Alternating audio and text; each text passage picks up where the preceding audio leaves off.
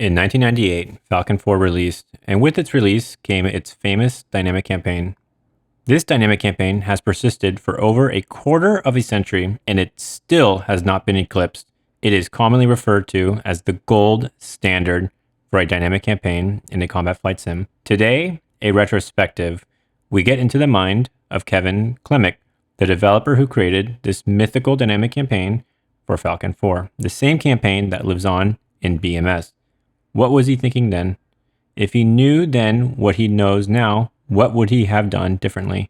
What would he do if he had to do it all over again today? These are just a few of the many questions we dive into. Kevin was very forthcoming, so sit down and soak in what he has to say. If this is your first time here, this channel focuses on multiplayer sim gameplay. So if you're into that, please subscribe. Firstly, thank you for being willing to talk. I'm really excited for this discussion. I thought it would be great first for you to introduce yourself. A lot of people are really familiar with your work, but not maybe so familiar with you as of late. Kind of what I'm wondering about is what have you been up to since the Falcon 4 days? Are you still gaming these days? Yeah, well, I don't know how much detail you want me to go into it. I've moved around a lot, as a lot of people in the gaming industry do. After Falcon, I went to work for Sega for several years and was a lead engineer in a arcade title that eventually became a Dreamcast title. And I did some work at 3DO and this company called Flagship Studios. I did Hellgate London, and I did Atari and Blizzard work and made a Spider-Man title, and then went into a company called Gravity Bear, and we made a game called Battle Punks. It was a kind of a small startup. But after that, I had a kid, and I wanted to do something that was a little bit more stable than working for another company every couple of years. So I ended up joining NVIDIA, actually, and there I helped build their online game streaming platform called GeForce Now. I don't know if you've heard of that. And I've been working there ever since, which compared to working in the game industry is a financial boon, especially considering how good NVIDIA is doing right now. So I'm actually thinking about retiring this year, actually, and then maybe going back to making games in my spare time, which is kind of my passion still. Oh, nice. So Oh, great. Yeah. I mean, congrats. I mean, it was, when I was looking you up, I did see you were at NVIDIA, and like the first words out of my mouth, were, oh, good for him. Like, this is like good timing. So, hopefully you're riding that wave. And, I don't want to, I don't know if it's too early to say pre-congrats, but, just being at the point of being able to say, like, maybe you'll retire this year is a big thing. So that's great. Yeah, I know I'm really looking forward to it. I do feel like I've sold out a little bit going to NVIDIA. I mean, and it is still gaming related. It's an online gaming platform, but I do miss making games. And that's definitely what I'll spend my spare time doing once I retire. So maybe even I was thinking after looking at all the work that people put into Falcon BMS, it might be fun to like do some volunteer work and projects like that could be a lot of fun. So. Yeah, I didn't have this as part of my questions, but now that you just brought it up, what sort of games would you like to, try to make? I guess, like in your free time. Do you have any idea? Yeah, oh, absolutely. I mean, I play a wide variety of games, but my real passion in games, and this is kind of where I did the dynamic campaign, have always been strategy games. Everything from plain old World War II war games, where to things like real time strategy or any sort of thing that requires some sort of strategy. It's funny how strategy games these days cover a wide variety of games. It's not just like war games type things. I have a bunch of projects that I kind of have on the back burner. There's one. To give you an idea, it's a realistic space combat game where you're playing an engineer in like a Scotty. So you're not actually controlling the ship. You're just trying to fix it as it gets blown up around you and stuff like this. Little things like that. I think I find fun. All right, great. I got a lot of different ideas for games. Yeah, that's neat. That's like a what is that called? Like a damage control like damage control games. Yeah, It's literally that's the title I've been working on is damage control. Yeah, yeah, oh because nice. realistic space combat would be two different spaceships like just passing each other very quickly and firing everything, and then trying to to destroy the other ship, and then it's mostly a matter of trying to fix it before everybody dies. So that's kind of the way the game would go. All right, well, great. I mean, like the it's a good time for new games. Steam's an easy place to reach a lot of people, and you have I guess the easiest way to say it, which is I think is true, is like you have like you're not starting from nothing. Like you definitely have a lot of fame around your name because of the campaign you built. So it will if you do release, I'm sure it'll get traction really quickly. Well, I don't know. Fame is fleeting in this industry, and that was so long ago. I'm not sure how much I could build off of it. But it's. I do have a long resume of a lot of games, so I don't think it would be a problem. Nice. But yeah, I mean, but it's kind of funny with Falcon. Um, yeah, well, I mean, I don't want to just skip ahead from your questions here, but that's when they hired me as an intern, to come in and build this dynamic campaign. I built it like a strategy game, because that's kind of the thing that I was interested in. Ironically, I'm a pilot. I learned to fly when I was a teenager. I have hundreds of hours of flight time. And I actually studied aerospace engineering briefly at school. So even though I have some of the knowledge of doing flight sims, the flight sims really weren't the interesting thing for me when it came to Falcon. So it was really about the strategy side. Sure. So let's jump right into it because I think we're already is going to flow really naturally. So just to kind of set the table, because some people might not be familiar, Mhm. there was an interview in 2011, and I'm sure you don't remember it, so I'm just going to quickly summarize it. But it was basically described that you were hired as an intern to design and develop a dynamic campaign. And I'm not going to retrace the same lines from that interview, but just to catch the audience up, you mentioned that you were asked to make a persistent game mode that could generate dynamic missions, and you were given a blank check in designing it, and just had to stay within a certain CPU utilization amount. One of the things that frequently gets cited is your answer that you approached it as a strategy game, and you just reminded us of that.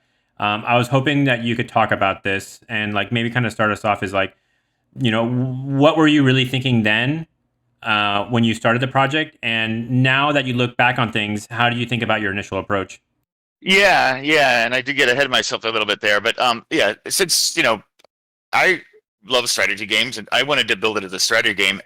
So I built it. I actually had a little dashboard that I built for myself, so I could control the troops real time in the campaign while other people were playing it. Which I really wish we could have shipped that as a game mode. I think it would be awesome.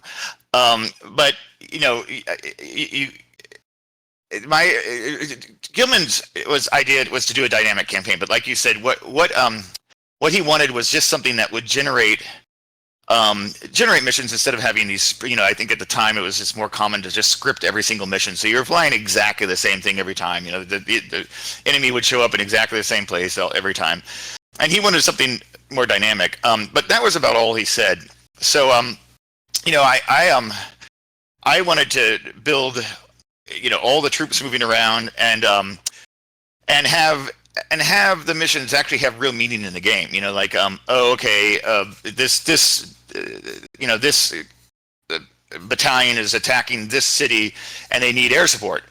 And if you succeeded in that, they'd be able to take the city. If you didn't, they would fail, or they'd likely to fail.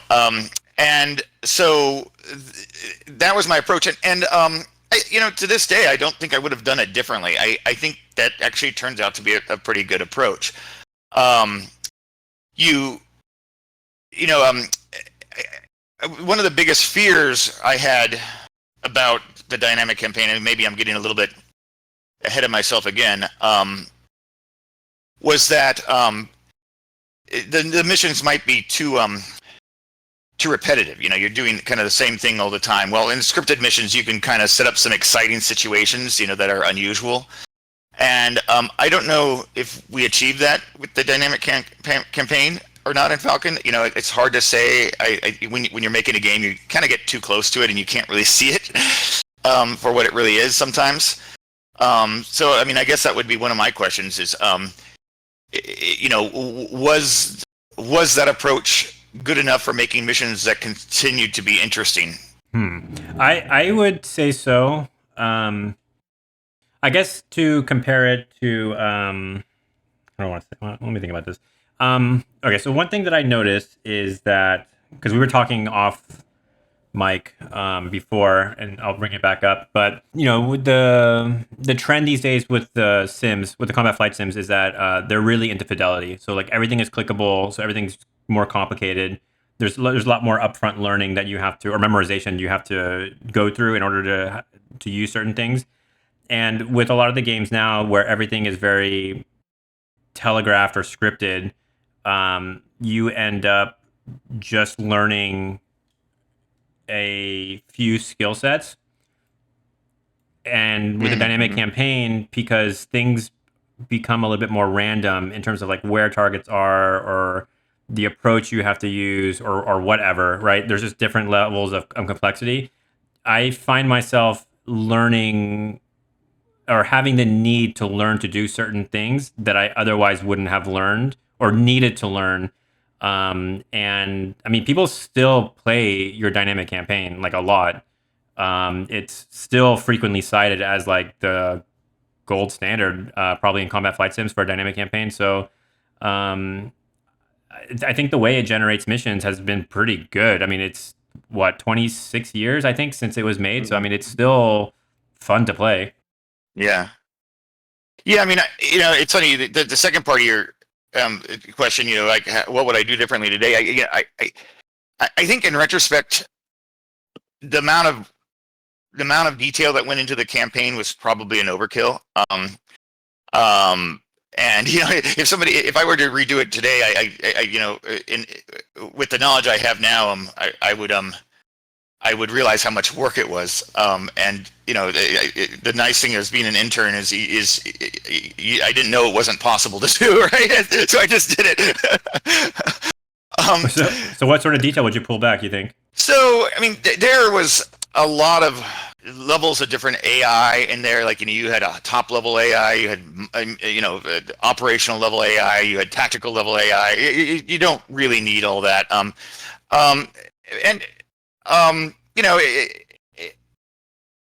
Yeah, I don't know. I kind of like it. I suppose if I had the amount of hours, when we were working on this game, I was putting 80-hour weeks in, and it was like for 5 years. It was a lot of work, right?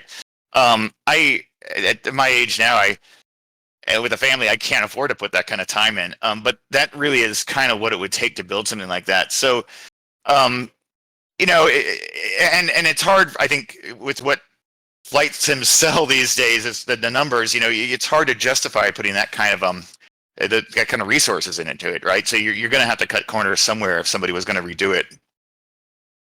But at the time, I had the time and I had the passion, so I just did it. Yeah, I don't know. There's a phrase, I forget what it's called, but it's like almost like just because you don't realize how hard or how impossible it is, you just like it's, I don't know, beginner's luck. Is that like a fair way to call it almost?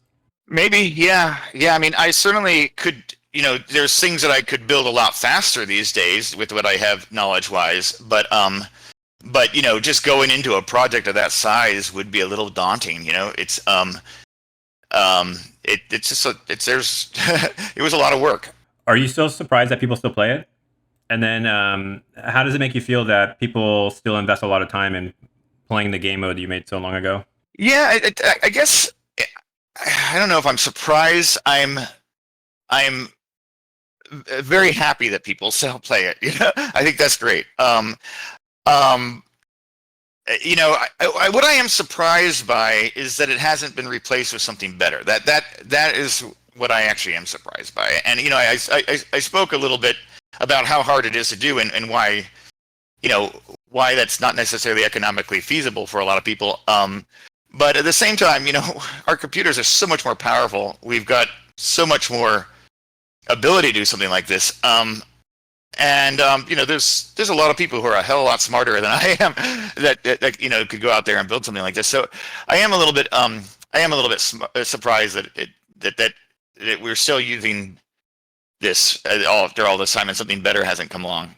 So why do you think no one's been able to do it again? Because that's the question on a lot of people's minds. I mean, I think. I mean, I've even said this in the video before, but it was an intern at Microprose, designed the best dynamic campaign that a combat flight sim's ever done, and you did it within the confines of a Pentium 2 or Pentium 1, whatever it was back then. Like, I mean, like what? 3% of the CPU. Yeah. So I mean, we're way beyond that now. So like, why don't you think it's been redone yet? Yeah, I mean, it really just comes down to economics. There was the golden era of flight sims back when we were building this, right? You had the James combat simulators from EA that they were popping out a new sim every year or two a year, and people were buying them, right? And nowadays, I don't know what a flight sim sells. I haven't been tracking the market there, but if you sell 100,000 copies of a flight sim, that for $30 a copy, that doesn't give you a lot of money to build a flight sim with, right? And when you're talking about all the hours that it takes to build a dynamic campaign, the return on your investment there isn't really very good, right? You're putting a lot of money into something that you're probably just not going to get back. Now, you tell me as a person who plays these now, whether that campaign is a big enough selling point that you're willing to pay $45 or $60 for a sim instead of 30 or whatever, double the price. If people were willing to do that and that was clear, then you'd probably see somebody building a better one, right? But until that happens, they're just not the economic incentive for it. Yeah, things have shifted a little bit. A lot of there's only the kind of like there's BMS, which is free, assuming you bought Falcon 5 or Falcon 4, and then there's DCS and IL2, and these games kind of have different models. DCS, the game is actually free technically, but you buy. Yeah, I downloaded it just this week and took a look at it. Yeah, it's fun. Sorry, I didn't mean to interrupt you, but I was looking at it from the standpoint of the campaign, but I was also flying around. But it looks good. Yeah, so that one, there is no dynamic campaign, but the modules cost money, so they're about like 60 or 50 a pop. And people sometimes frequently cite the fact that the business model is revolving around new airplanes. That's where all the development time goes into. So it's like you have these super sweet, full fidelity, all tricked out planes, which are done to the craziest level of detail sometimes, but they live in a world that's very scripted or sterile is sometimes the way I call it. So that's like the big difference between then and now. And to your point, I mean, the only other thing that I've thought that's come close was that game World War II Online, which I really liked, but the campaign there was it wasn't a dynamic campaign like yours, but it felt dynamic because it was an MMO. So it was like a combat flights MMO where everything because only players were involved, it just naturally was dynamic, and that was based on a subscription model. So it's I don't know. I actually kind of miss the subscription model in general. I actually think it's pretty fair because to your point, like the devs have to eat, and these game modes take a lot of time to make and maintain. Yeah, not everybody's willing to put 80-hour weeks in for years at a time to build something, right?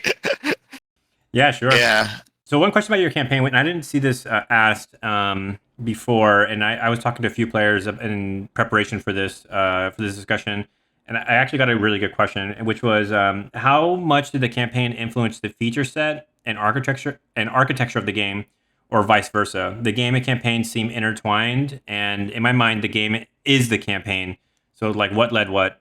Yeah. No, the campaign really was the driver of everything. I mean, it tracked all the troops, obviously, and it was the one that generated the missions. The only, I guess, let me try to collect my thoughts here. The sim drove the campaign in the sense that the player's actions influence the campaign, right? If you flew your mission and you successfully completed your mission, then it would give a bonus to the troops in that area. I can't remember what like they were just way more effective, right? So even if you only destroyed one building, or if you did what the mission was intended to, the AI forces would get huge bonuses, and so they do a lot better, right? So in that sense, the sim drove the campaign, but really everything was being generated off of the campaign, if that makes sense. The campaign tracked things down to like every single vehicle. I mean, every single vehicle was there, and if you blew up a vehicle, it stayed blown up, right? It didn't come back.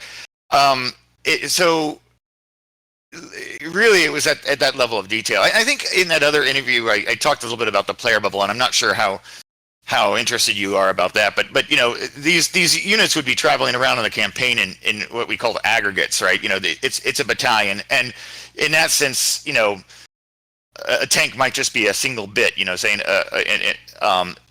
but when it entered the player bubble, it would say, okay, how many tanks are still left in this unit, and it would place those out in the world. So and then if you destroyed something when you flew away, and that bubble, those things went out of the bubble, they would be reaggregated, and the damage to them, or the vehicles that were lost, or the squads that were lost, were recorded. So in that sense, the campaign really was driving everything, and the missions were generated off of real goals that the AI would set, and stop me here if I'm going into too much detail. But I had a higher level AI where the AI said, okay, the goal for us as a side is to capture, I don't know, this one city, right? And then it would issue orders to the more operational AIs that would be controlling individual units. And in this process, it would look around the target area and say, okay, we need air support here, so we need to clear out any air defenses. If we want to keep the enemy from reinforcing, we would want to destroy some bridges that that they would have to cross to come back. And so it would actually use these goals that the AI was working on in order to determine what were important missions, right? And in that sense, yes, the campaign really drove everything. What about like the game itself though? Like, I mean, I'm talking about like the feature set for the other game modes that were outside the campaign, because to me, I think even like the standard missions, like when you start it up, like you still get like it's like a mini, well, I don't want to say mini campaign, but it's like you still see the campaign map view. So it's like, it seemed like to me, the whole game is the campaign, like the entire package, it all revolves around it. So was that like the original plan? Because it's just interesting to me because you were an intern there working on the dynamic campaign, and then the final product seems like it's all based around the dynamic campaign. So I'm just wondering if like mid development everyone realized they're like, oh, like this campaign's like, this is the real thing and we have to like revolve around it. Does my question make sense? Yeah, it makes sense. I don't know really how to answer that. I think that was Gilman's vision, was to have an engine, and he wasn't specific about what that engine was, but have an engine that would design missions, right? That's really what he was asking for. He wasn't actually asking for a campaign or any of that. He wanted an engine that would design missions, right? You might be able to build an engine that could design missions. It would be interesting to do that with AI these days. But to me, that was pointless unless it had some context, right? And so that's why we went with the campaign. But to answer your questions about the other game modes, I mean, I think instant action was just waves and waves of planes scripted coming in. So that obviously wasn't driven by the campaign. But I think the missions that you were talking about, like the intro missions, were actually generated by the campaign, and then they just kind of saved them off as scripted missions. If I remember correctly, and my memory's not very good. I might be wrong, but yeah, from the start, the plan was to have an engine that designed interesting missions, right? And so in that sense, yes, the campaign was always planned to do that. You mentioned the bubble, the player bubble, and if this is would be interesting or not, and like also the high level AI, the mid level AI, and the tactical AI. These are still things that people cite and talk about frequently. Like the player bubble is actually something that's not really used a lot in most games, which to me is very odd. Like, why does everything need to exist and rendered in 3D when it could just be aggregated and just live in the background and just, use dice rolls or whatever? So like this is something that for whatever reason hasn't been totally used. Like it's kind of funny, like some community servers or mods in some games, like they actually use it, but I don't know of any official games for combat flight sims that really use it too much. So it's an interesting thing. I don't think there's much need for it when your worlds are small, right? Like if you have a scripted mission and you're flying in a specific area and you only need the units and vehicles in that area, there's no real reason to aggregate them, right? You can just have them all out there, and computers have enough processing time. These days you could probably run them at full fidelity. Well, maybe not full fidelity, but and so there's just no need for it. But when you've got tens of thousands of vehicles over this campaign, and some of which are hundreds of miles away, you just wouldn't be able to do that, right? You wouldn't have the power to do that. So you have to in that case. And so I guess that's the answer is they don't do it because they don't have to, right? Yeah. Actually, you made me think of a question. So like when you were done, and you hit save and like you realize you're actually done with the dynamic campaign, like were you like, holy shit, this is going to be awesome? Or were you like, I'm glad I'm done with this, I don't want to think about it anymore? Or like kind of, do you remember what you were thinking? Well, there was definitely a lot of I'm glad I'm done with this, I don't want to think of it anymore. I was really burnt out by the end of it. And to be honest, I was never happy with the product. I did feel like it was good, and it was good enough, but it wasn't what I really wanted, right? There's always like, damn, this AI is not working the way it should. It's this what is it doing now? It's doing something stupid. It's like and there was I always had complaints. Even to the day it shipped, there was all kinds of stuff that I would have wanted working better, right? But I think that's true with anybody who ships any game. I don't think it's possible to ship a game that you actually say, oh no, it's done. It's done. Everybody ships a game a little too early. They ship it with a little bit shy of features that they really wanted to get in there.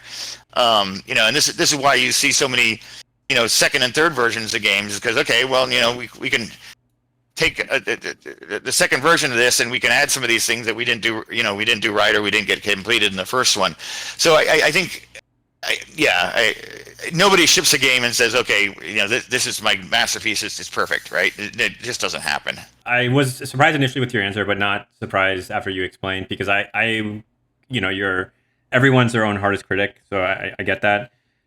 But considering how long the product, so to speak, has lived, I'm just curious, like, what were some things, or do you remember anything that you were like not happy about, or something that you wanted to finish? Like, I think you mentioned earlier about like a game mode where you'd be able to control the ground units directly. Oh yeah, no. So I don't know if you've ever played a game called Allegiance, like it's a Microsoft Allegiance. It's a space simulator. It's really cool. It's still out there today. People still play it. And one of the cool things about this game is that it has a commander mode. A commander, the team can have like 15 people on it, and one of them can be the commander. And he goes into strategic mode, and he can sit there and issue orders to the people. Right, it's very cool. If you haven't played it, you should check it out. It's pretty interesting. And I wanted something like that, where you had somebody on your a massive. I wanted a massively multiplayer game where you had a server running and everybody was joining and you had a couple people running the ground war, right? Because that. But of course, that's beyond the scope that Falcon could do. But that's the kind of thing that I would really sign up for. Is one of these multi-mode games where you've got you've got the strategic leader of the team, and they're and they're making decisions. But no, on a in a more realistic level, the thing that I think was most disappointing for me when the game shipped is just, I mean, well, okay. First of all, the whole thing felt like it was duct taped and glued together, right? When I went off to Sega afterwards and we did this game, Alien Front Online, that code was beautiful. It was like, I don't know. People who code, it's more an art than a science, and when you make beautiful kind of really easy to use code, easy to recode. That's beauty, right? And this one was not that. It was so there's that. Nobody sees that part of it, of course, but for me, that's kind of an important thing. But also, just there was a lot of times where just the AI did not do what I thought it should be doing in the situations, and a lot of times I think players didn't see it because it was, again, good enough. But when you're really digging into it and you're looking at it in detail, you see these blemishes, and you're like, I wish I could fix that, but I just don't have the time. Yeah. It's interesting. So, I mean, so let's talk about the Microprose era, because to be honest, I just don't remember. I was too young then. And I was playing other games at the time. I actually didn't really play Falcon 4 originally when it came out. I actually found Falcon 4 via BMS.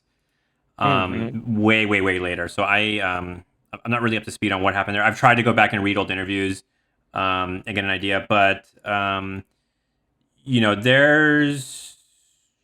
let's talk, I guess, because we're already talking about it a little bit, but like the initial release of the game, like what was the reaction internally, if you can kind of like paint a picture?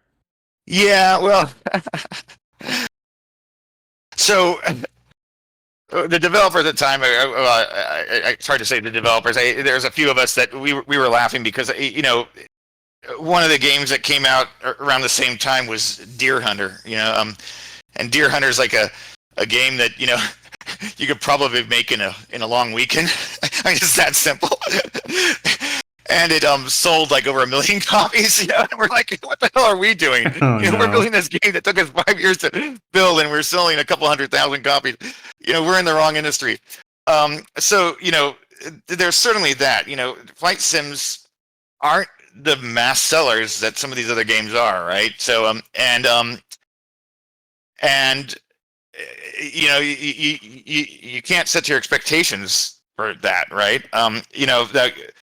The nice thing about Falcon is what you brought up earlier is, people are still playing it. Well, people aren't still playing Deer Hunter anymore, right? so that's where all that love and passion and work, gets you. But yeah, we walked away from that. I think my bonus on the game was like insignificant. And so there was a lot of disappointment, I think. Well, I won't call it disappointment.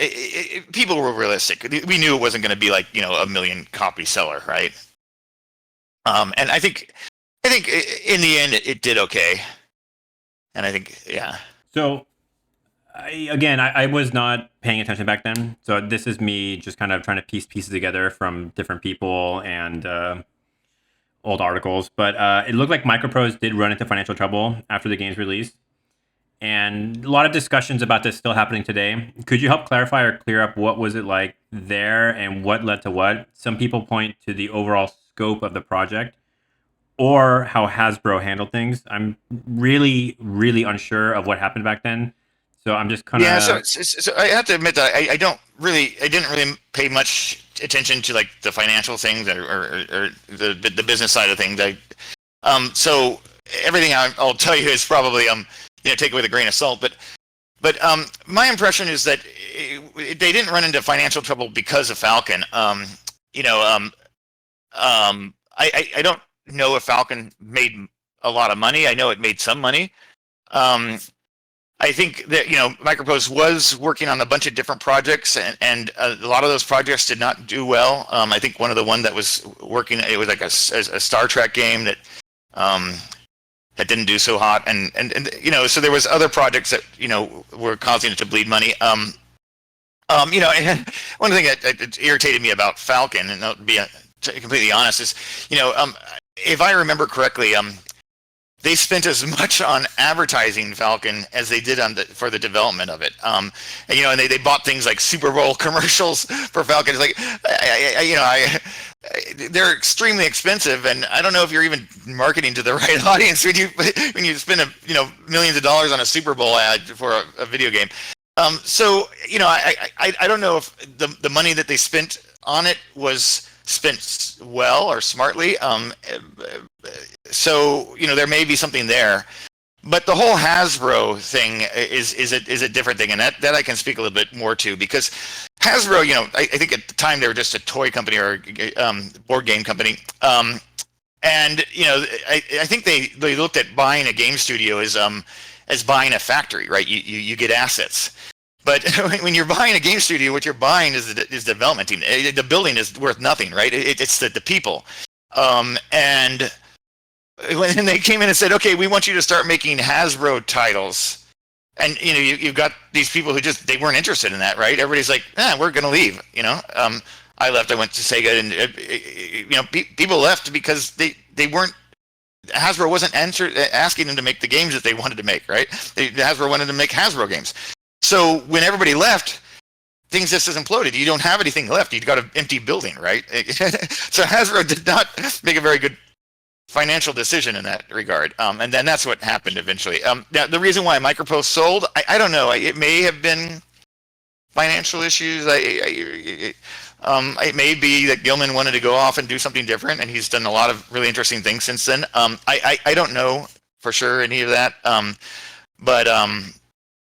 But yeah, it may have been a combination of all those things. So this Gilman character, sorry, just to clarify, was he the owner of Hasbro at the time, or CEO? No. Gilman was the CEO of Spectrum Holobyte, which then became Microprose. Okay.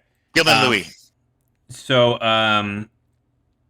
yeah, I mean, I guess it's kind of sad if you think about it. Like, the big corporation buys up a place, and then the place loses its purpose, or you know what I mean, so to speak, and then everyone just bails, and then it's just, like you said, like an empty building with a brand name on the title outside. You know what I mean? Yeah, I mean, at the time, like, the game that we were looking at building next was like a rollerblade game, right? Like a combat rollerblade game. It was going to be like this really bloody combat rollerblade game, and Hasbro came in and goes, no, that's not meeting our brand. It canceled that project. Why don't you go make, I can't remember, like these board games into a computer game. And nobody's like, all right, we don't want to do that. So yeah. That's funny you mentioned a rollerblader game, because I actually just saw like a video recently, like within the last year, of like a rollerblade game, but it's a shooter also. And I remember looking at the video, it was like within the last year I watched, and I was like, oh, that's an interesting game concept. But it's just funny to think back on that, because you guys were already thinking about it 25 years ago. Yeah, it was like a Mario Karts for rollerblading kind of. Yeah, you pick up power up weapons, and you can use those weapons to people. And it could have been fun. I don't know. We didn't get too far on it before it was canceled. So we've talked, through what happened then, and why someone hasn't been able to replicate what you've were able to do. It seems like financials is a big reason, or maybe incentives not meeting up with financials is really the biggest thing. So I am curious on your thoughts about BMS, because Falcon 4 released, and it was back there, and as other games came out, like Falcon 4 was kind of went from the forefront to the background, but a team of dedicated modders have taken it over, and call it BMS. I think it's only possible because the source code somehow leaked, like way back when. I leaked the source code way back when. Oh, you did? Yeah. I downloaded it all before leaving and saved it off. And when it became vaporware, I was the one that leaked it. So, damn. So so to speak, I mean, you shit. I can't even think of a good analogy. Like what? It's like saving the last egg. You know what I mean? And then just kind of pushing it out into the internet, and then someone took it over, and like the BMS team have kept it going. And I just am curious on your thoughts on BMS and how it's sort of evolved. I don't know how often you keep track with it. Yeah, sadly, I don't. I mean, I still am in contact with that team. They were the one that kind of pointed me in your direction, and they've offered for me to beta, and I wish I had the time because I would do that, but I don't have the time right now. Maybe when I retire, like I said, I can do that. But what impresses me most is just the amazing amount of skill that these people have. They're doing it for free and they're doing it out of passion, and it's not easy to do. Taking code that somebody else has written and maybe not even complete, there's no documentation, there's no nothing, and understanding how that works and fixing it or improving it, that takes a huge amount of skill. And I want to give major props to people who do this because it is not an easy job. I just am impressed that they're able to do it at all, to be honest. So I think that's amazing. There's another game. I did this Alien Front Online for Sega, and when Sega fired us all, that was kind of a funny story where they fired us all without warning on December 7th, and the American team from a Japanese company. And that was an interesting date of choice. But but I for better or for worse, and maybe I shouldn't say this, but I always keep copies of everything I do on my own personal machines, and I leaked that game too. And there was a group of people that were able to put this together and make it freeware, after it became vaporware. So, but these people just really impress me. The fact that people can do that.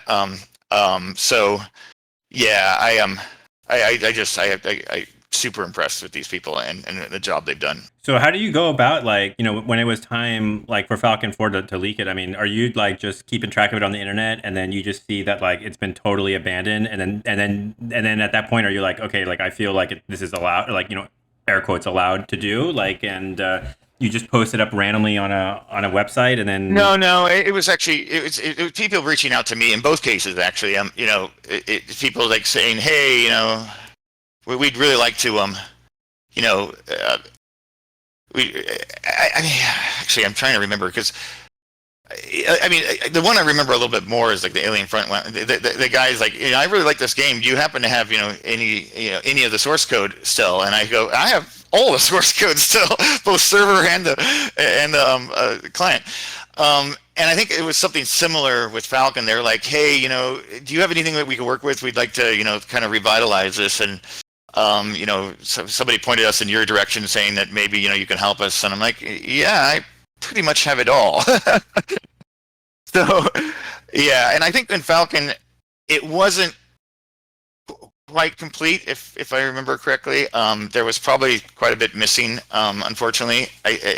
But I think there was quite a bit to work with, and so that gave them some basis to start off of.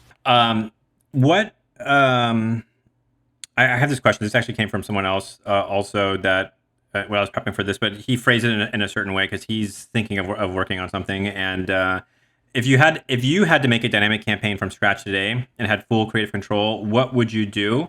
Yeah, well, like I was saying earlier, if I had unlimited resources and unlimited control, I would build an online MMO type thing where you've got a whole war going on, and people can jump into different roles. I can come in and I can be a battalion commander or something like that, or I could be and it's tracking the whole thing dynamically and running it all. With today's technology, that's completely doable. At the time that we were doing it, it just wouldn't have been possible. But it's completely doable at this point, and I think that would just be amazing. And for me, the different roles would be a big selling point on me putting my time into it because we were saying off mic earlier, but I picked up Falcon for the first time in years, and and I literally spent like an hour, and I couldn't even figure out how to fire the guns. You know, as much as I have hundreds of flight hours and stuff like, and I am interested in flying. But it was just that sim has just become too complex for me to play. I just want to fly around and shoot stuff, and when you spend an hour and you can't figure out how to even work the guns, it's a little bit frustrating. But for me, I'm much more interested in more of the strategic stuff. So making a blend of those, where you could draw on different types of players, I think would be kind of cool. Did you ever play World War II Online? Do you remember that game? I did, yeah, I did. I had a lot of hopes for that game. I looked at it very early, and it was pretty bad. I don't know if it ever got better. I don't think I ever went back to it because it was just pretty bad.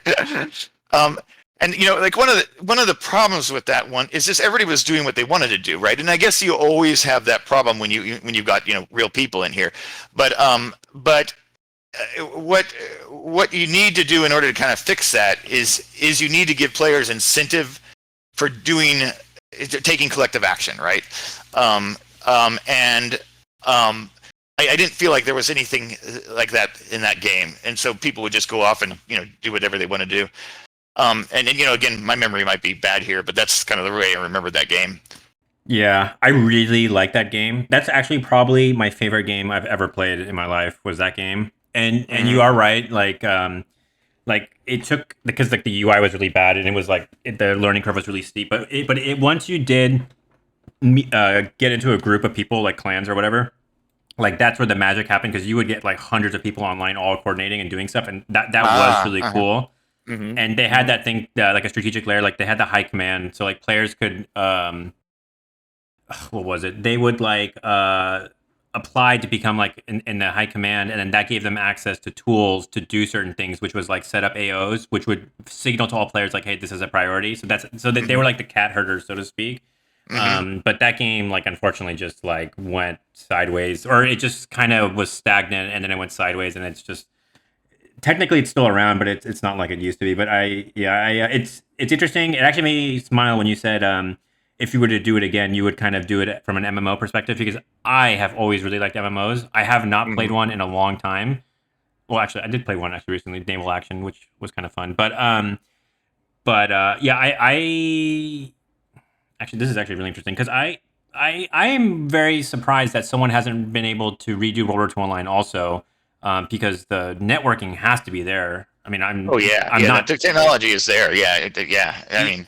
Yeah. So like, it's surprising to me that someone wouldn't do it. I mean, we have like games like War Thunder, which are like so uber popular, but I mean, like they are basically, there's like hundreds of thousands of people playing that all the time, but they're all broken up into small little lobbies of like 15, 20 people. And like, I've always wanted to get back into the thing where it's like 100, like almost like PlanetSide too. You know what I mean? Like that game had an interesting concept, or was kind of going in that direction a little bit. I mean, that trailed off. So maybe we're the outliers where, that we like MMOs and most people don't. I mean, it seems like gamers today hate the subscription model. To me, it seems pretty fair. I hate the subscription model. Yeah. I hate it too. I hate the fact that they're using subscription models for everything.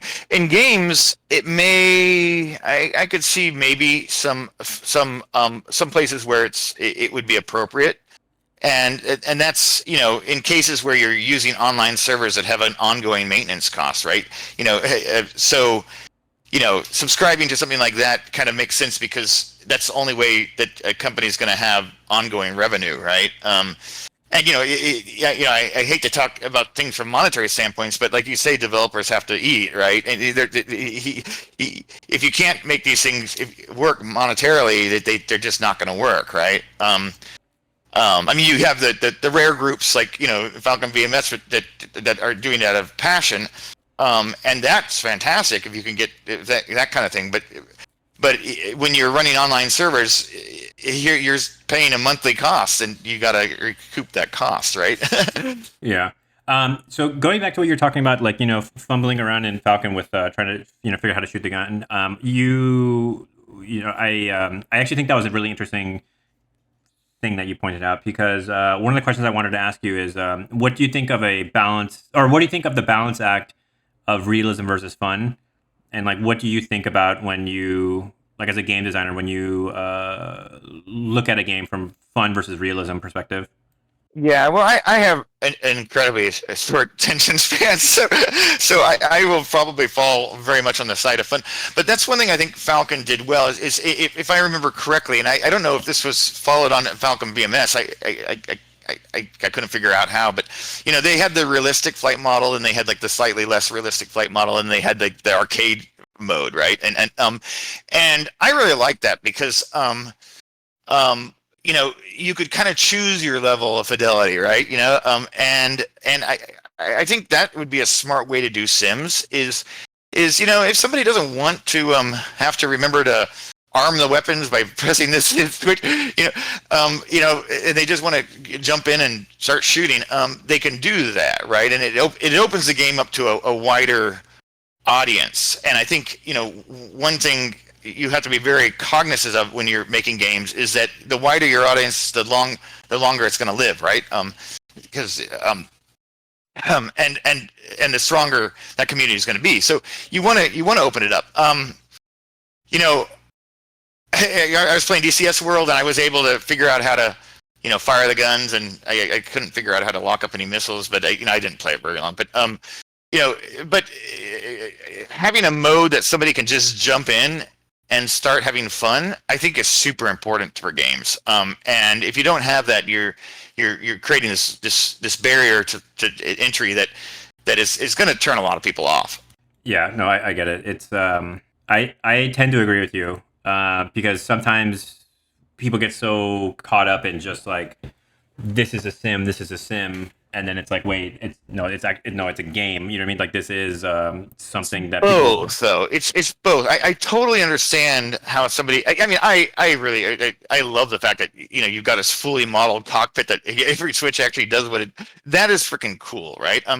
That's cool, but forcing people into that is, I think, not a good idea, right? Like having a mode that people can do that, so that those kind of people can really geek out and feel like they're really in a real cockpit and doing it. I think that's important. That's what makes a sim, right? So one of the things, like when I was designing the campaign or building the campaign for Falcon 4, realistically, they wouldn't be taking off from runways within artillery range of the enemy. They'd be taking off from like Hawaii or Japan or something like that, right? And flying for like 4 hours before they got to. But who wants to fly for 4 hours, even with time compression, in a sim before you start shooting stuff, right? So this came up in Falcon. They wanted us to base all the flights out of Japan, like would be more realistic, and I was like, no, let's put them right here in these runways so you get up and you could be being shot at as soon as you get off the ground. Completely unrealistic, right? But fun.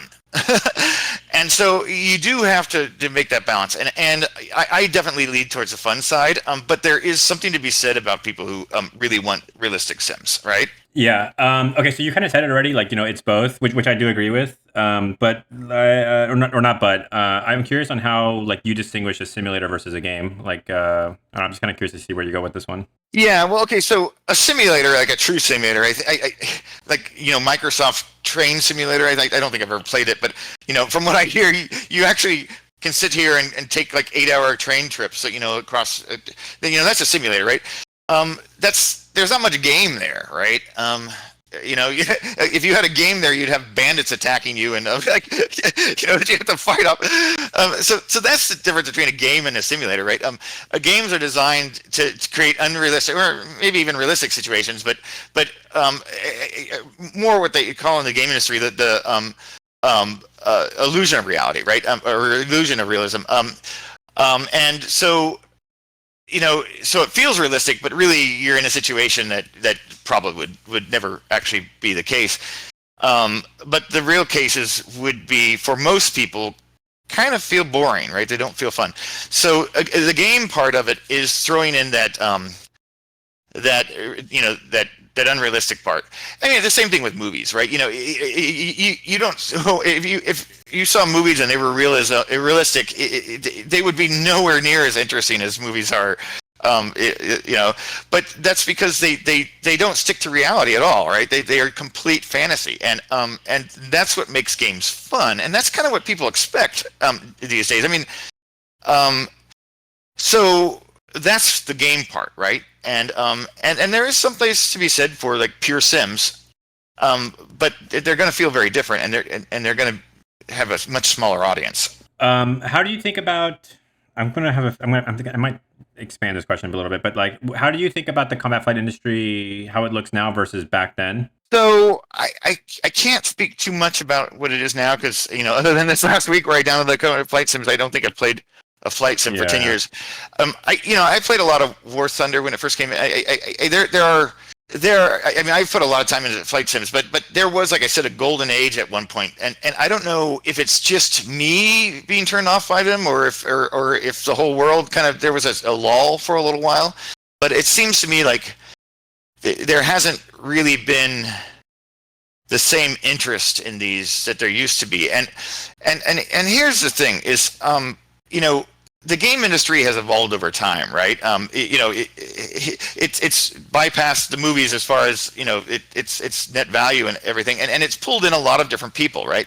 I think back in the '90s, where you had, your typical gamer was a young boy or a young man, and really super geeky, and they might really be interested in something that was like a Falcon 4 that was that detailed.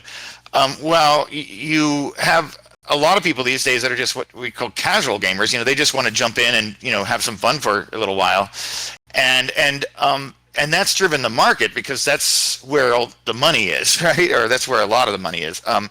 And so the market size for things like flight sims probably hasn't really grown. It's probably the same size as it used to be, and considering that the cost to build games has gone up and everything else has gone up, I do think that a lot of the issue with building good flight sims these days is just purely economic. Actually, you know what? I've never thought about it that way. Because I've thought about it. Some things that you mentioned, I've definitely thought through. But the key thing that I've never thought about is that the size of the market hasn't really grown, and that is an interesting thought. I have thought about how other games, actually, War Thunder is one that I've pointed to a lot. And like my theory that I've always thought about is that War Thunder, because it's so successful, instead of acting as like a stepping stone to get into Sims, instead it acts as a net where people never, I'm going to use air quotes, like graduate or they don't use it as a stepping stone to get into more hardcore Sims. Instead, they get stuck there, and then which is not bad, if they're having fun, they're having fun. But basically, what I'm saying is that in a weird way, the success of War Thunder has sort of suffocated a little bit or choked off the flow of potential players. That's it. I can't prove that it's that way, but it's a thought that I've had. But what you said is actually even more interesting, which is that the people who wanted to fly flight sims back then, surprise, they found flight sims, and the people who want to fly flight sims now have found it, but it's the piece of the pie in total. Like the pie has grown, but the amount of people that actually are interested in flight sims hasn't grown all too much, and basically everything else has gotten more expensive. And if you think about the fidelity and the amount of time that goes into these planes, like it's getting really expensive, and the payout's not there. Is that like a good summary of kind of where your head's at? I really think that's it. So I think games like War Thunder, they're not successful because they've kept people from playing more complicated fight sims. They're successful because they're more accessible, right? And those people who want to go in and just fly around and shoot stuff, they might, say, hey, I've heard of this other game, Falcon 4. That sounds kind of cool. It's more realistic, and they could jump in and they just could very quickly say it's not for me, right? And I don't want less level of fidelity. I'd rather just fly around and shoot stuff. So I don't think it's cannibalizing the market for more complex flight sims. I think it is a different market. Now, if you want a game like Falcon BMS to be successful, what you can do is you can open it up to that market, right? You can say we're going to be both. We're going to be this high fidelity flight sim for those who want it, and for stuff you don't just want to fly around and have fun, we're open for them too, right? And then you would expand your market, right? Because those kind of players, there's a heck of a lot of them out there, right? And if you can make something that's fun for them too, then you've got a viable product, right? Yeah. Any this wasn't I wasn't planning on asking this, but now I'm curious. Like, any thoughts for you on mobile games? Because I'm guessing, like, because mobile games are, everyone has a phone now. So I'm just I guess the general. I'm going to speak on behalf of all gamers because because I think this to be true, and I would imagine that a lot of gamers are thinking this too. But I get like a general sense of nervousness that like mobile games are going to be. I mean, they're already huge, but as more and more money goes that way, like, it seems like the PC market's going to get less and less attention potentially. But I don't know. I'm kind of curious if you have any thoughts on that. So once again, I think you're actually talking about different markets. I play some mobile games. Call out to Polytopia, which I think is a really brilliant one. It's but if you try to play something on your phone like Free Civ, which is like a civilization strategy game, it's unplayable. It's like looking through a straw, and you can't play it, right? So they're for different types of players, and again, I don't think they're really cannibalizing players. Now, what they may be doing, and this happened a little bit in the game industry, I'm trying to think around the time, where, if you wanted to go out, a group of friends and I considered starting our own game company a while back. This is after Falcon, and we went out and we got some funding, and we went to publishers, and what we really wanted to do was like real-time strategy games, right? And at the time, that none of these publishers wanted to do that because they just didn't see the money in it, right? They wanted us to do these other games, and so we ended up not doing that company just simply because we didn't want to make the games that the publishers wanted us to make. And I think that's kind of the problem. Like with Gravity Bear, another company I work for, what Gravity Bear was doing is saying, okay, let's make a game that's going to make money. And so they looked at the market, and they looked at where the market was going. And so they did a very simple, easy, accessible game that they felt like was going to be an economic success. And for better or for worse, that's what companies are doing. That the money goes to the games that they think are going to be successful, right? And so I don't think it's the players that are starving these games. I think it's really the developers are trying to follow where the money goes a lot of times. Yeah. And then you get these completely like Minecraft. They just built a game that was fun, and it just happened to be awesome, right? And it's just a huge commercial success. But that's a really hard thing to do in the game industry, right? And there is a pressure to pay the bills, and so you're looking, okay, where are the people at? And the casual phone market is a huge market. It's enormous, right? And the games are relatively easy to build, right? They're not very complex, most of them, and so so you're going to see a lot of those flood the market now. But are they pulling people away from like a Falcon 4 game, or is it going to keep me from buying the next strategy game? No. I'm still going to buy the next strategy game because that's where what I love to do, right? Yeah. No. While you're talking, because like my question was coming, I was kind of thinking the same thing, which is that there are different markets, but because of the financials, like companies only have so much money to invest, and like, if they're going to invest money and risk it, they might as well try to go swing hard for like the big markets. Mm-hmm. I think like Blizzard's probably like the case study for this with their, what was that game, Diablo? They only made it on mobile.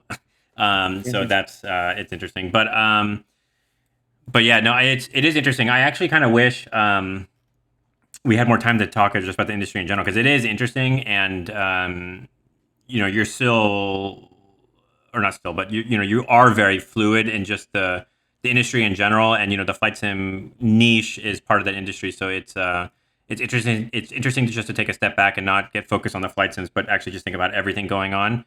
And I was really happy to hear you mention MMOs again, because that is an interesting game type that I kind of wish was still as popular back then. Well, just on a random tangent here, like we back in Microprose days, we had a VR lab, and they kept trying to use virtual reality to do these games where you walk around some world, and that's actually the worst way of that use of that technology. I mean, for me, like the best use of like virtual VR technology would be a flight sim, right? Like one of the hardest things when you're flying around in a plane is getting that situational awareness where you just turn your head and look at places, right? You're scrolling it with a hat, or you're scrolling it with key.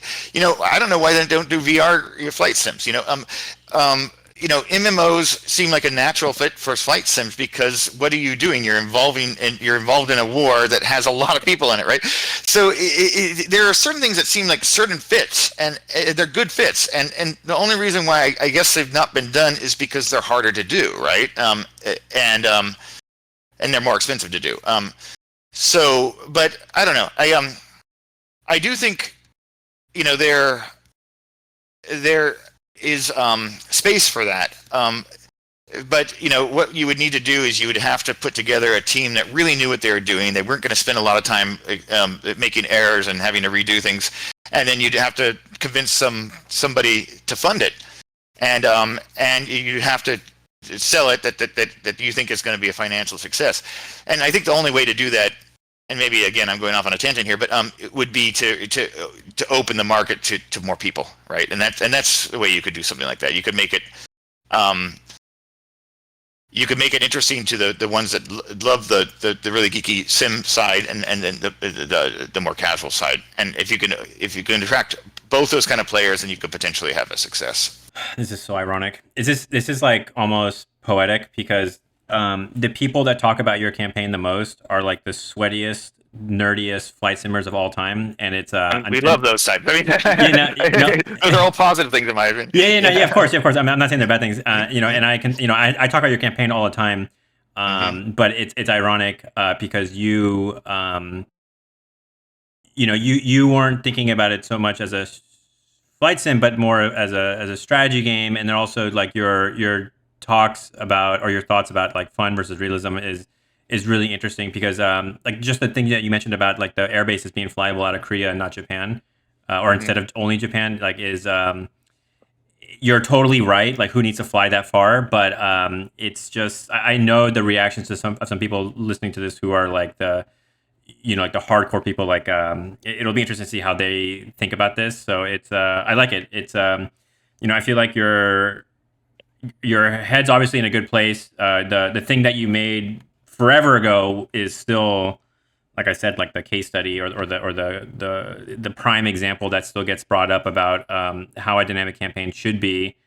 So 26 years after the fact, anything else that you want to get off your chest or get the record straight, scream into the void about your what you've made in the past?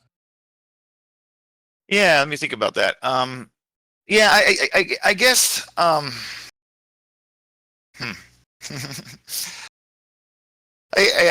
guess what I would say is that you really have to have a passion for something in order to do something well, and I've noticed this in the game industry in general. Yeah, like you can't just hire some programmer and say go make this game. It's not going to be a very good game. You've got to actually hire people who are super passionate about that game or what they are doing.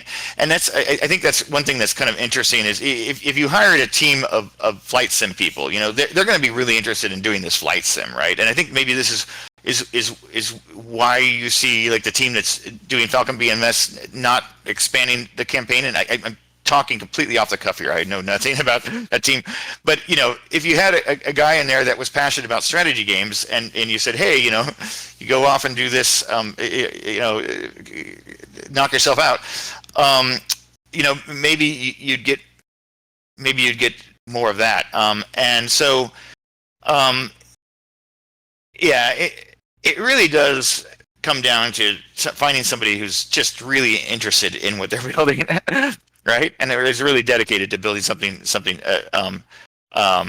new or interesting or something, and then has the energy and the skills to put the time into it, and it's a huge amount of work. I think a lot of people who don't appreciate how there's a lot of people out there that don't appreciate how much work it takes to build a game, and especially a good game. You can get a game to 99% complete or 90% complete pretty quickly, but it's that last 9% or that last 1% that really makes it a good game, right? And that last 1% takes half the time, and that's the thing that people don't really understand, and just how much work it is to just keep grinding in there and making little tiny improvements so that it feels like it's really what you want. And like I said earlier, it's never going to be 100%, right? You're gonna have to say, we're gonna have to ship this now. And a lot of people, excuse me if I'm just kind of going off on a tangent here, but a lot of people complain a lot about the game industry where we ship unfinished games, and there's a reason why we ship unfinished games, because games are always going to be unfinished. But what you need to do is it's kind of an art in itself, defining that line between good enough and not good enough, right? And a lot of companies, for financial reasons or other reasons, will release a game when it's not good enough, and then it fails, right? Where if they just spent a little bit more time on it and to get it past that threshold, maybe it would have been a success. And it's really funny how just that little bit can make it or break a game. Oh, anyway. You brought something up I wanted to tell you about. You mentioned VR being the best case scenario for VR was flight sims. Which I actually racing games or something like that. Yeah, exactly. I actually agree with you, because I'm actually not a big VR guy. But the few times I have used it, it was actually based around games like you had to walk around, and I'm like, this is stupid, because I don't want to walk into a wall. Or you're like jumping around with the button. I don't know why they insist on doing that. Yeah, I mean, my daughter has an Oculus, and I think the most fun game that it's like this. Can't remember the name of it, but you're flying down this. Your things are flying at you, and you have to like knock them out with a sword, or not with the wands or whatever. And that's kind of cool, because you're not moving. You're getting the virtual world around you, but you're not moving. And yeah, the flight sim or the racing game, you're sitting down. You could just sit down with the damn thing, and it would just feel natural. I don't know why people don't build something. So actually, that's what I wanted to tell you about. There is actually one game. It's called VTOL VR. I'll send it to you after we finish this out. But it's a I don't. Again, I'm not a big VR guy, but my understanding, I'm just going to paraphrase, is that this guy kind of got sick of the current Sims and just said, "Fuck it, I'm going to build it myself," and built a VR first. Actually, it's VR only flight sim, and you actually don't use a joystick. You just use your hands, and oh, wow. you can click the little buttons on the planes, and like I think it's just like 2 clicks and your engine's on. You know what I mean? It's like it's not really. It's like one for electricity, one for engine, and I think that's it. And apparently it's really, really good. I haven't tried it yet, because I'm not a VR guy, but I have. If I were to get VR, that's like the only game I would imagine I would play. I'll send it to you, but you might find it really neat. Yeah, I'll check it out. Yeah, no, I'm super interested about something like that. Yeah, I guess that's one of those things. It's like VR only, then you're also set up this barrier, to people. But when you're building something for VR and you're building it for a flat screen, you're doing like almost twice the work. So, yeah, I can understand why somebody would release it like that. Anything else you want to get out there? Set the record straight on. While you think, I do want to say thank you for your. First off, thanks for being willing to hop on. You don't really, we don't really know each other that well, but you didn't really have much to ask. You were really willing and eager to hop on, so I do appreciate it. I really do mean it, that a lot of people really love what you built, and it's just crazy to think, like, it would be awesome somehow if you were able to calculate out or know like how many hours have been spent flying your game mode, or spent on your game mode, because that'd be awesome. Today we put telemetry on everything, and so it's like we'd collect that data if we were building something today. But yeah, back then don't have that information. No, what I want to say, and the reason why I'm totally interested in doing this is because the people who just put hours and hours into playing, and also the ones that keep these communities alive. It just is super impressive to me, and and it's not a small amount of work. And so as kind of anything I can do to make that community a little bit better, I'm happy to do, because even though I'm not a part of it, I am just super impressed with people who do that kind of work. Yeah, I mean, it's. I guess that's the thread. It takes a lot of work, and you have to be passionate about it. So it's like that's like the common thread through everything. So shout out to the people that do work on the community project and keep things going. Yep. Everyone chips in and helps. Anything else you want to get out there? No, I think that's it. This is fun. All right, this was fun. We went a little bit longer than I expected, so I apologize. I just took up too much of your time. But again, thank you. Awesome campaign. People love it. And, if I see any neat new games, I'll be sure to send it to you. And I hope that, you do find retirement soon. And when you do, that you get back into the scene, really, anytime you release a game, let me know. I'm happy to share it out. So yeah. My biggest fear is that I go into retirement and I get in my little bubble and I'm not able to build anything because I lose passion for it. And one of the things that's really important is having a community of people who that impassion each other, right? And even just like looking at this as in preparation for this interview, it makes me excited that there's this stuff out here, and it just builds interest in me, and so it does teach me a lesson too, that I think naturally I'm kind of like to go in my own little world and build my own little thing, but really having people around that encourage you and are excited about it is probably pretty important too, and it's something I have to think about as I go off to my next chapter. Especially with Discord these days, and because if forums are kind of dead, but with Discord and Reddit, like really easy to find other people and hit that critical mass to get things going. So it is an interesting thing to think about. Yeah. But yeah, I want to thank you for your time. We're looking forward to Damage Control. Not sure what the release year is, but we're looking forward to it. And it's playable at this point, but I literally haven't worked on it for like 5 years. So yeah. All right. Well, this was fun. I like I said, I look forward to seeing your name pop up in the scene again. So feel free to keep in touch, and I look forward to actually reading all the comments on this video. So, and I'll make sure I link it to you when it's released. Okay. Yeah, well, I hope people find it interesting, and you probably do a lot of editing, so it won't be quite this long. But yeah. All right. Awesome. All right, great. Thank you. Mm-hmm. Take care.